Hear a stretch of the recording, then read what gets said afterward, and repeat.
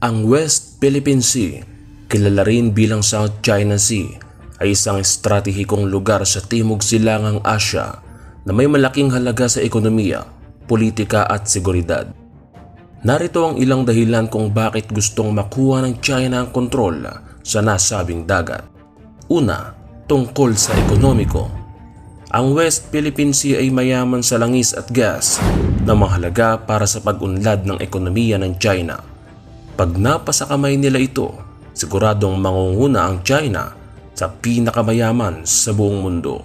Pati ang dagat ay mayaman sa mga isda at iba pang yamang dagat na mahalaga para sa industriya ng pangingisda ng mga inchik. Pati na rin ang mineral. Ang lugar ay mayaman sa mga mineral tulad ng tanso, calcium at iba pa. Tungkol naman sa strategic. Una, ang kontrol sa West Philippine Sea ay magbibigay sa China ng malaking impluwensya sa rehiyon at magpapalakas sa kanilang posisyon sa ekonomiya at politika. Pati ruta ng kalakalan. Ang dagat ay isang mahalagang ruta ng kalakalan sa pagitan ng Asya, Europa at Amerika. Ang matindi ay ang paggawa ng mga base militar. Ang mga isla sa West Philippine Sea ay maaaring gamitin bilang mga base militar ng China. Sa katunayan, walang kalaban-laban ng Pilipinas sa ginagawang pagtatayo ng China ng mga missile sa mga artipisyal na isla nito.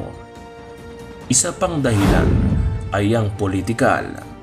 Ang China ay nag-aangkin ng soberanya sa West Philippine Sea bilang bahagi ng kanilang teritoryo at ang kontrol sa West Philippine Sea ay maaaring gamitin ng China upang palakasin ang kanilang pambansangismo at pagkakaisa.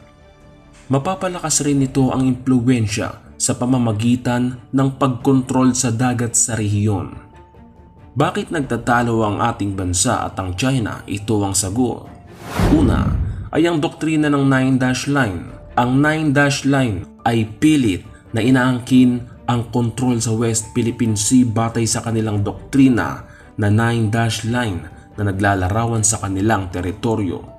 Sa kasaysayan nga, ang pagtatalo sa pagitan ng China at Pilipinas ay nag-umpisa noong pang 1970s nang ang Pilipinas ay nag-claim ng soberanya sa mga isla sa West Philippine Sea at noong 2016 ang Arbitral Tribunal sa The Hague ay nagpasya na ang China ay walang batayan sa kanilang pag-aangkin sa West Philippine Sea. Subalit ang tugon ng China dito ay isa lamang walang kwenta at kasinungalingang pagpapasya. Ang pagtatalo sa West Philippine Sea ay isang komplikadong issue na may malaking epekto sa ekonomiya, politika at seguridad ng rehiyon.